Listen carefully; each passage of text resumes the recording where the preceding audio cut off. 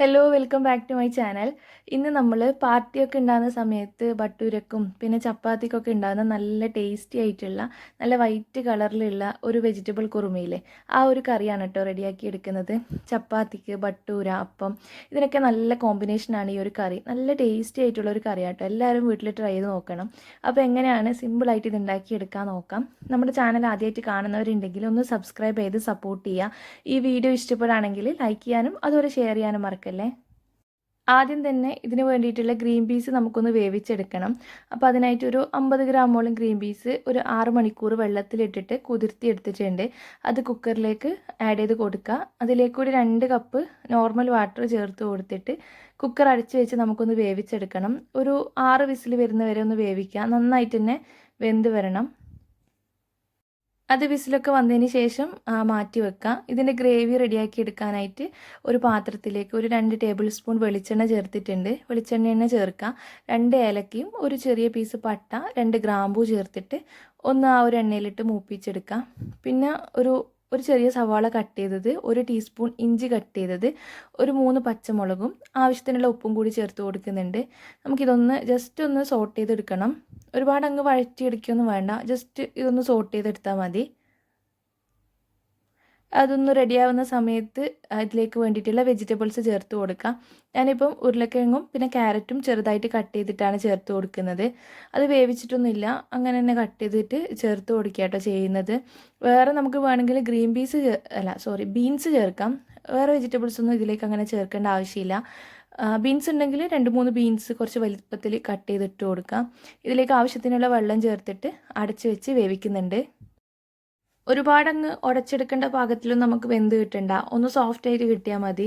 ഇപ്പം ഇത് റെഡി ആയിട്ടുണ്ട്. ഇനി ഇതിലേക്ക് നമ്മൾ നേരത്തെ വേവിച്ച് വെച്ചിട്ടുണ്ടല്ലോ ഗ്രീൻ പീസ്, അത് ചേർത്ത് കൊടുക്കാം. അത് വേവിക്കാൻ ഒഴിച്ച ആ വെള്ളം ഉണ്ടല്ലോ, അത് കുറേ ഉണ്ടെങ്കിൽ അങ്ങനെ എടുക്കണ്ട, കുറച്ചാണെങ്കിൽ ആ വെള്ളം കൂടി ആക്കിയിട്ട് തന്നെ ചേർത്ത് കൊടുക്കാം.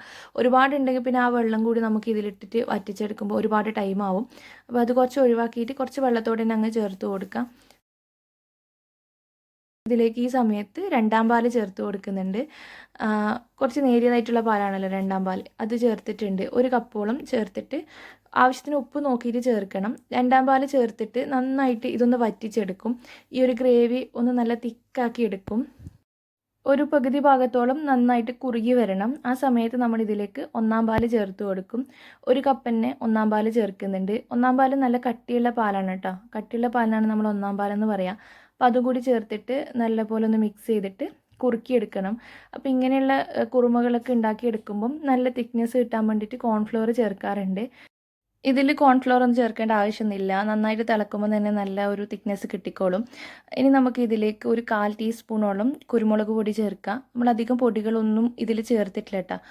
ആകെ കുരുമുളക് പൊടിയും പിന്നെ 2 നുള്ള് ഗരം മസാലയും കൂടി മാത്രമേ ചേർക്കുന്നുള്ളൂ. വേറെ ഒന്നും നമ്മൾ ഇതിലേക്ക് ചേർക്കുന്നില്ല പൊടികളായിട്ട്.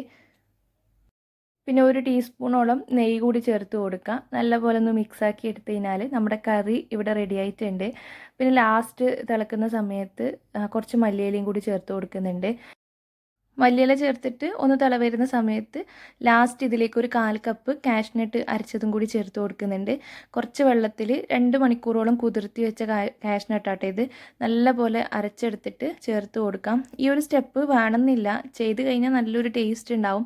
പിന്നെ ആ ഒരു വൈറ്റ് കളറും കിട്ടും. പാർട്ടിയൊക്കെ ആകുന്ന സമയത്ത് ചേർത്തോളൂ കേട്ടോ, നല്ല ടേസ്റ്റ് ഉണ്ടാവും കാഷ്നട്ട് ചേർത്ത് കഴിഞ്ഞാൽ. നിർബന്ധമില്ല, അല്ലെങ്കിൽ നമ്മൾ ആ മല്ലിയില ചേർത്തിട്ട് ഒന്ന് തിളപ്പിച്ചിട്ട് ഫ്ലെയിം ഓഫ് ചെയ്താലും മതി.